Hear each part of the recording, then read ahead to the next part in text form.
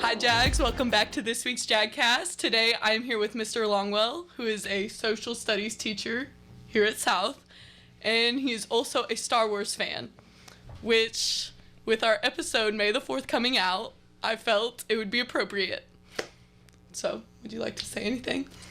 Hello. Okay, let's get started.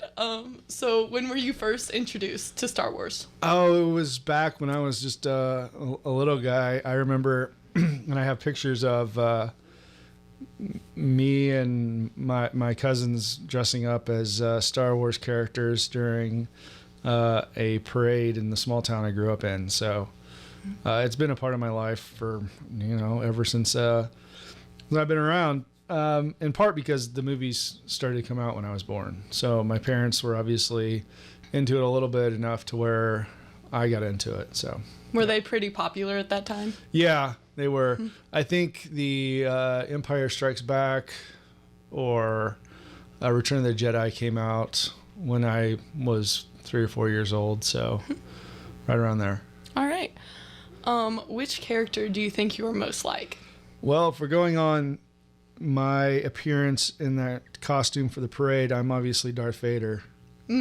But I don't know if I identify with one particular character or another.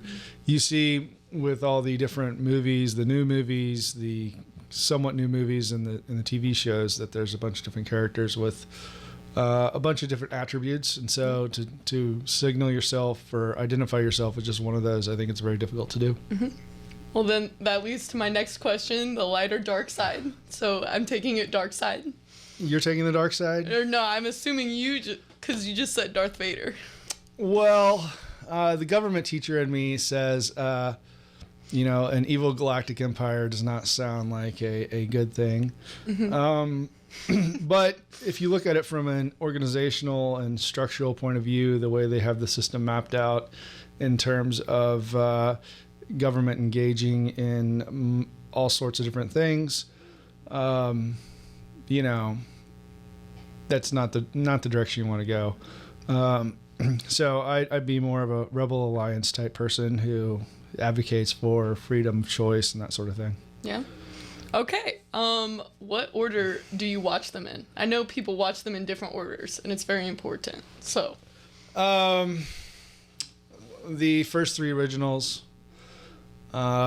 Skip the 4th one, which is the first one that came out in the 90s. That one's not very good. Not a big Jar Jar Binks fan, so I would not identify as him. Okay, good to know. But then the next 2 that are in the sequence, and then finally the most recent 3 movies that came out. Okay. Are you a Star Wars collector? No, not anymore. Did you I have used to some. be? Yeah, when I was little, I had lots of action figures. I can still remember that my cousins had the Millennium Falcon. I had X-wing fighter planes and some of the action figures, and they're in worn out shape, but I still have them. Oh.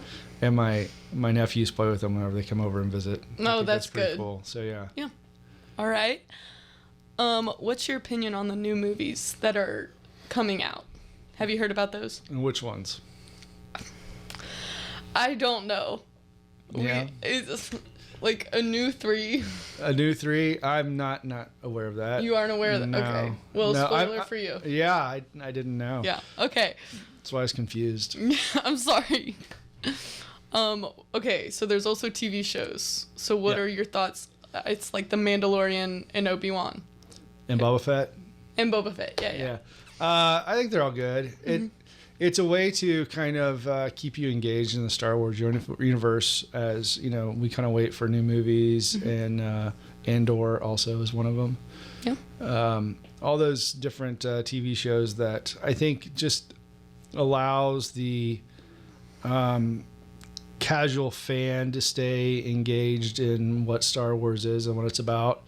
Obviously, if you're a fanatic and you take everything seriously, then you're going to be able to identify certain parts that you disagree with. So right. like digging into Reddit and those threads about Star Wars can be kind of crazy and a wormhole that you don't really want to go down. So right.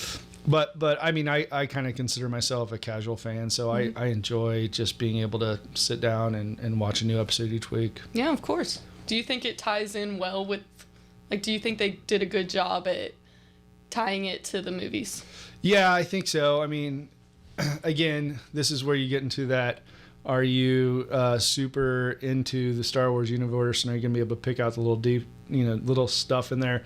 But as a casual fan, just kind of to be able to connect some of the events that have happened in the movies, the different places, the different types of air, spacecraft or whatever.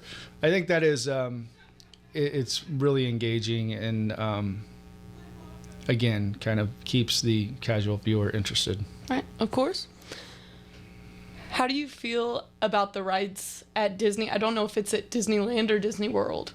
I think there are both. There's both? Yes. Have you been to either of them? No, I have not. No. I don't do theme park rides. Not for you. No, it doesn't end well. No. I get very sick. Oh. Yeah. Yeah, that's not good. So, no. So don't do that. Okay. No, I mean, I want to, if I were to go to Disneyland or World, I would definitely go to that part of the park. I just wouldn't ride any of the rides. Right. Yeah. Because they have other things there too. Yeah. So, yeah. Of course. What's your favorite battle? See,